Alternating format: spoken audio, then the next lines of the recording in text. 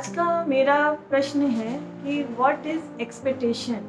हम उम्मीद लगाते हैं और जब हमारी उम्मीद पूरी नहीं होती तो हमें गुस्सा भी आता है, दुख भी होता है। और जब वो उम्मीद पूरी होती है तो हम खुश तो होते हैं, लेकिन फिर एक नया एक्सपेक्टेशन स्टार्ट हो जाता है। तो ये एक्सपेक्टेशन अच्छा है कि बुरा, ये भी कंफ्यूजिंग है, क्योंकि कहा जाता है ज़्यादा एक्सपेक्टेशन मत रखो, उम्मीद ना रखो, तभी आप खुश रह पाओगे। तो आज का ये मेरा प्रश्न है। ओम या देवी। प्रश्न बड़ा अच्छा है, बट इसका उत्तर कभी भी आप डायरेक्ट नहीं पा पाएंगे।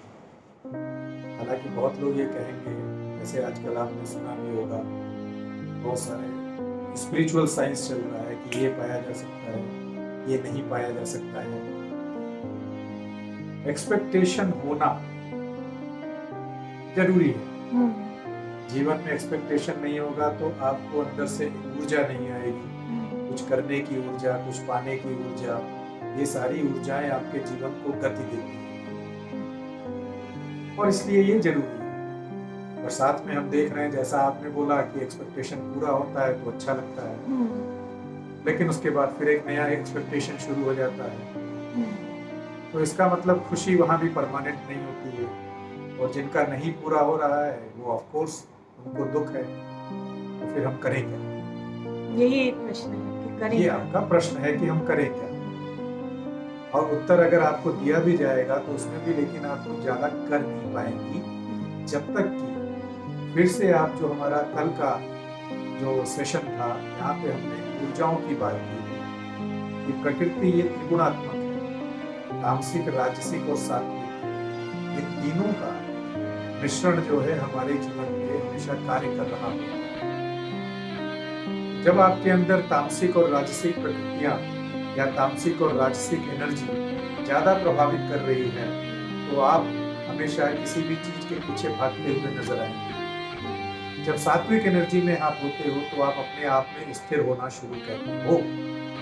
आपने शास्त्रों में पढ़ा होगा और बड़े महान व्यक्ति कह के भी चले गए कि खुशी कभी भी बाहर नहीं होती, खुशी आपके अंदर है।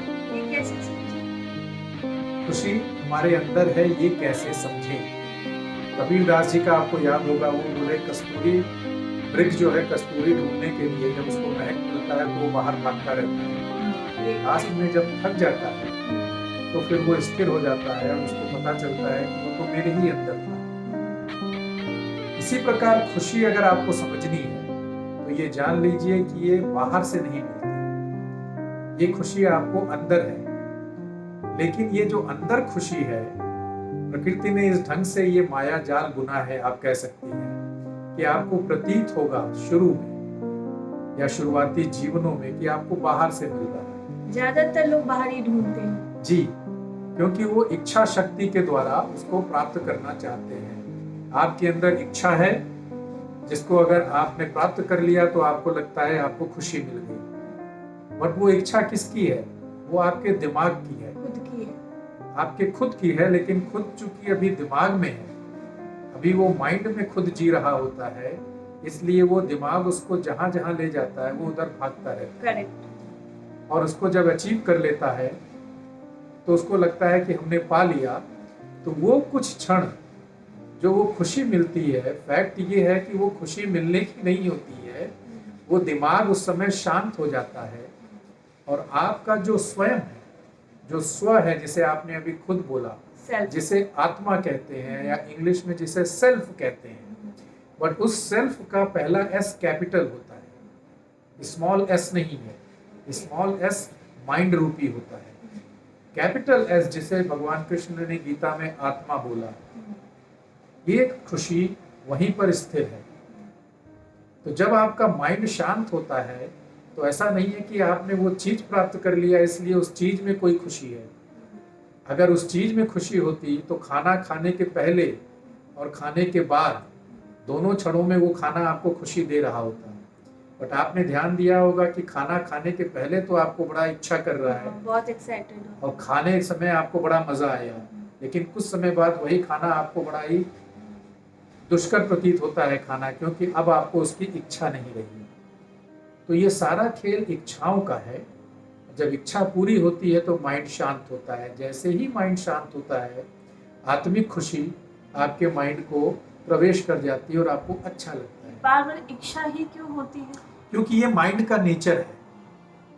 माइंड इच्छाओं के द्वारा ग्रसित है। जब तक आपके अंदर इच्छा है, माइंड चलता रहेगा। जब तक माइंड चलता रहेगा, आपकी इच्छाएं भी खत्म नहीं होंगी। हालांकि ये कहने के लिए है, अगर आप संपूर्ण रूप से देखेंगे तो प्रकृति या ईश्वर सबको एक रास्ते से ले जाकर के आगे इच्छा से मुक्त कराने का ही उन्होंने रास्ता बनाया है। लेकिन जब तक हम इच्छाओं और दिमाग के भीतर हैं, ये जान लीजिए ये एक दूसरे के पूरक हैं। इसलिए कभी न कभी हमें सोचना होगा कि हम रियली हैं कौन। जब हम उस पे आते हैं, सोचने की प्रक्रिया शुरू करते हैं, तब हमें पता चलता है कि मैं कौन हूँ, मेरी इच्छा क्या है और इच्छाओं को पा लेने से क्या मुझे खुशी मिल जाती है। अगर नहीं मिलती है, दिमाग ने एक इच्छा पूरी की और दूसरी इच्छा शुरू हो गई, फिर तीसरी इच्छा शुरू हो गई। इसका मतलब इच्छाओं को पूर्ण करने में सुख नहीं है। और ये सत्य है कि इच्छाओं को पूर्ण करने में सुख नहीं मिलता है, बट शुरुआत के जीवनों में आपको ये पूरा भी करना पड़ेगा। जब आपकी इच्छा बहुत तीव्र होती है तो पहले आप उसको पूरा करेंगे अपने इंद्रियों द्वारा, और पूरा करने के प्रोसेस में अपने आप आपको कभी न कभी, इसे हम ईश्वर की कृपा कहते हैं, कभी न कभी आपको एहसास होगा कि नहीं यार बहुत हो गया, मैं इतना तो ये कर रहा हूँ या इतना कर रही हूँ, बट फिर भी वो मज़ा नहीं आ रहा है। उसी को हम ग्रेस कहते हैं। होता है जनरली, ये सबको फील भी होता है कभी ना कभी जीवन में जी, कि हम क्यों कर रहे हैं, कितना करें आखिर। हाँ। अब होता क्या है कि अगर आप तामसिक और राजसिक प्रवृत्तियों से ज़्यादा ग्रसित हैं तो वो फीलिंग आप कैच नहीं कर पाते हो। वो आते तो हैं और फिर वो निकल जाता है। उसी प्रकार आप किसी महात्मा से मिलते हो, बड़ी बड़ी अच्छी बात भी सुनते हो, उस समय अच्छा लगता है, लेकिन जैसे ही आप वो संगत छोड़ देते हो, आपके ऊपर वो प्रवृत्तियां हावी हो जाती हैं और आपको वो भुला देती हैं। इसीलिए शास्त्रों में कहा गया कि आप सत्संग किया करिए, क्योंकि जब आप सत्संग करते हैं मतलब आप सत्य के साथ बैठते हैं, सत्य का मतलब आत्मा, तो उस समय आपकी ये प्रवृत्तियां पीछे हो जाती हैं। तो अगर आपने ज़्यादा टाइम इसको दे दिया तो आपके अंदर जो सद्विचार हैं वो जागृत हो सकते हैं, और एक बार ऐसा क्षण आएगा कि आप उन प्रवृत्तियों को दबा सकते हैं। एक बार आपने दबा लिया तो उसके बाद आपको रास्ता मिल जाता है।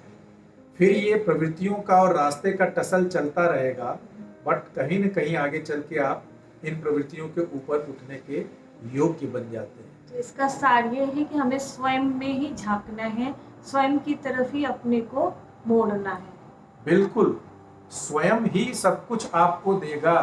अगर आप शास्त्रों को पढ़ेंगे, शास्त्रों के अनुवादों को आप लोगों ने बहुत सुना होगा, कई बार वो सत्य भी होते हैं, ठीक होते हैं, कई बार जिन्होंने अनुवाद किया उनको नहीं पता है ढंग से, तो वो नहीं बता पाते।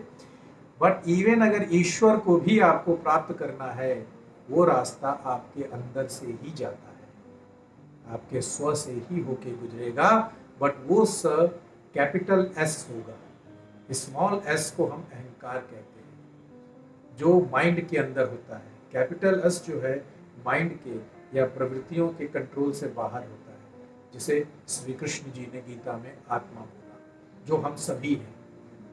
ओम नमः शिवाय। तो एक